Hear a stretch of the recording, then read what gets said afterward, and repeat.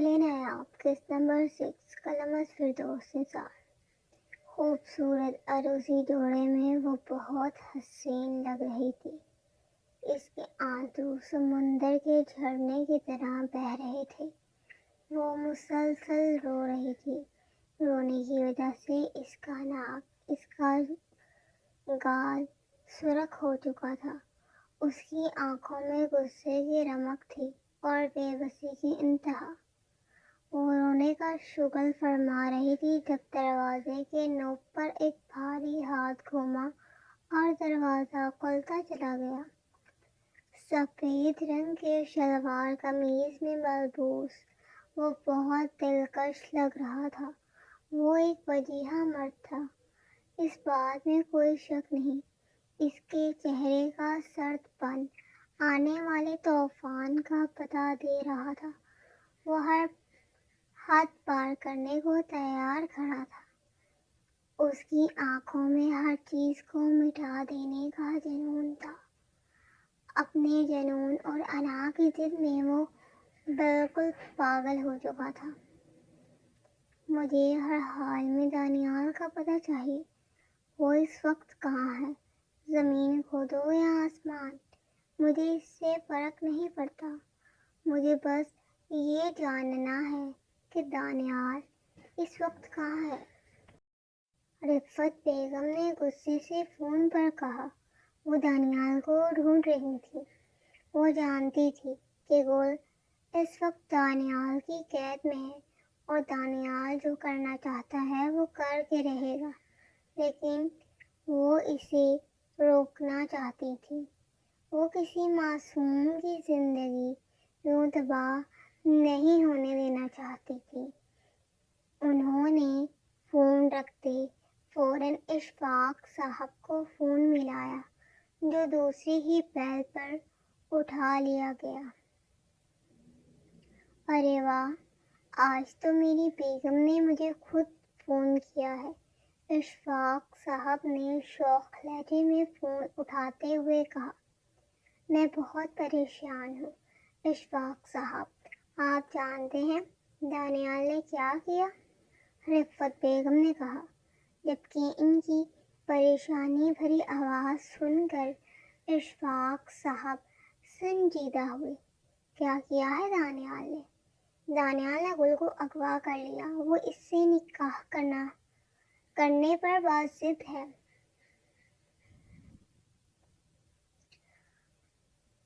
نہ جانے وہ اسے اغوا کر کے کہاں لے گیا ہے۔ مجھے کچھ سمجھ میں نہیں آ رہا۔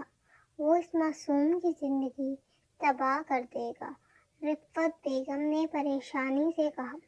جبکہ ان کی بات سنتے اشفاق صاحب پریشان ہوئے کہ وہ ایسا کیسے کر سکتا ہے۔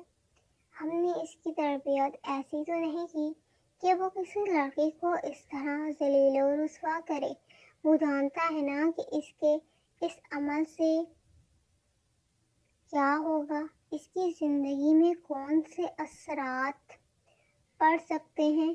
جی اشفاق صاحب، وہ سب جانتا ہے، مگر پھر بھی وہ یہ حرکت کر رہا ہے۔ مجھے یقین نہیں آ رہا کہ وہ ہمارا بیٹا ہے۔ اشفاق صاحب کی بات پر رفعت بیگم نے پریشانی اور افسوس سے کہا، آپ رکیں، میں کچھ کرتا ہوں۔ میں دیکھتا ہوں وہ بے غیرت کہاں ہے، آنے دو اسے، چھوڑوں گا نہیں اس ذلیل کو، اشفاق صاحب نے غصے سے کہا اور فون کاٹا۔ پھر انہوں نے اپنے مینیجر کو فون لگایا۔ ہاں اشفاق، کہاں ہو تم؟ جلدی سے دانیال کا پتہ کرو کہ وہ کہاں ہے اور مجھے جلد سے جلد انفارم کرو۔ اشفاق صاحب نے شفیق کو حکم دیتے فون کاٹ دیا اور اپنی گاڑی کی چابی اٹھاتے باہر نکلے۔ انہیں دانیال کو ڈھونڈنا تھا، ورنہ وہ اس معصوم کی زندگی تباہ کر دیتا۔ سفید شلوار قمیض میں ملبوس وہ کمرے کے بیچوں بیچ کھڑا تھا۔ ہو گئی تم تیار؟ دانیال نے سرد لہجے میں گل سے پوچھا۔ گل کے پاس الفاظ ختم ہو چکے تھے، اسے سمجھ نہیں آ رہی تھی وہ کیا بولے۔ اس کی آنکھوں سے دو باغی آنسو پھر اس کے رخسار پر بہہ نکلے۔ وہ کچھ بول نہیں پائی بلکہ اپنا سر جھکا لیا جب دانیال نے بیڈ پر بڑا خوبصورت سرخ دوپٹہ اس کے چہرے پر ڈالا اور اس کا گھونگھٹ نکالتے اسے دیکھنے لگا۔ اب خوبصورت چہرہ اس دوپٹے میں چھپ چکا تھا، اب کوئی بھی اسے پہچان نہیں سکتا تھا، لیکن دانیال کو تسلی نہ ہوئی۔ وہ ایک اور سیاہ چادر الماری سے نکالتا گل کی طرف آیا اور وہ چادر گل کے شانوں پر پھیلا دی اور گل کو اچھی طرح کور کر دیا۔ اسے منظور نہ تھا کہ کسی کی بھی نظریں اس کی بیوی پر پڑیں، اور گل اس کی ہونے والی بیوی تھی، اس کی عزت وہ کیسے کسی کی نظریں گل پر پڑنے دے سکتا تھا؟ جبکہ باہر قاضی صاحب اور اس کے دوست موجود تھے۔ چلو، قاضی صاحب انتظار کر رہے ہیں، گل کو اچھی طرح چادر سے ڈھانپتے دانیال نے کہا اور اس کا ہاتھ پکڑتے اسے باہر لے گیا۔ سامنے ہال میں ایک سائیڈ کی کرسی پر قاضی صاحب براجمان تھے، جبکہ سامنے کے صوفے خالی پڑے ہوئے تھے، جبکہ اس کے ساتھ رکھے دوسرے صوفوں پر دو نوجوان اور خوب رو لڑکے بیٹھے ہوئے تھے اور تین لڑکے پیچھے کھڑے ہوئے تھے جو کہ دانیال کا انتظار کر رہے تھے۔ وہ تمام دانیال کے دوست تھے جو کہ آج اس کے نکاح میں شریک ہونے اور گواہ بننے کے لیے وہاں موجود تھے۔ دانیال درمیان کے صوفے پر جا کر گل کو بٹھاتا اس کے ساتھ بیٹھا۔ قاضی صاحب، نکاح شروع کروائیں، دانیال نے قاضی صاحب کو حکم دیا۔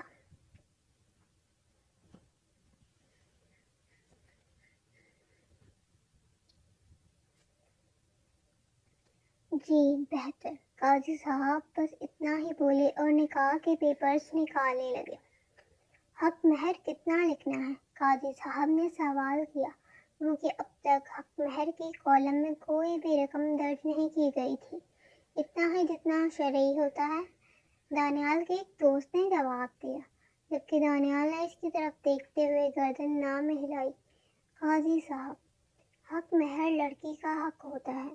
میں آپ کو اپنی ہونے والی بیوی سے پوچھ کر بتاتا ہوں کہ وہ کتنا حق مہر چاہتی ہے۔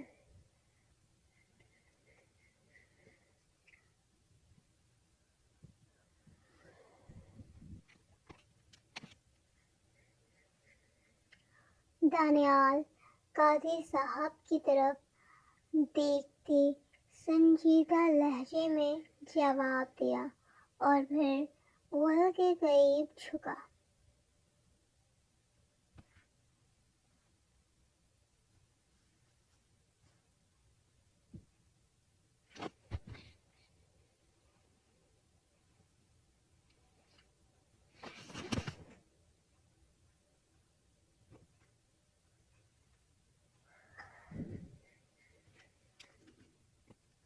حق مہر کتنا چاہیے تمہیں گل؟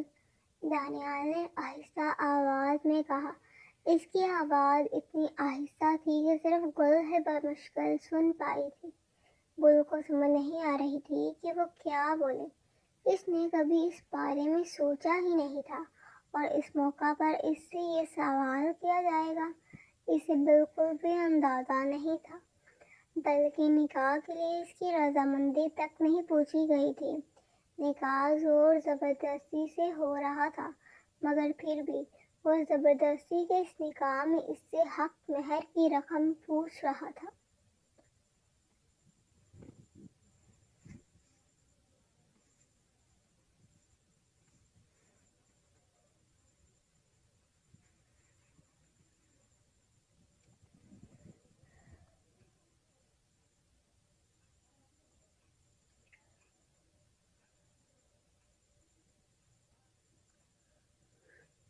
جلدی بتاؤ، دانیال نے اس کا ہاتھ ہلکا سا دباتے ہوئے دوبارہ پوچھا۔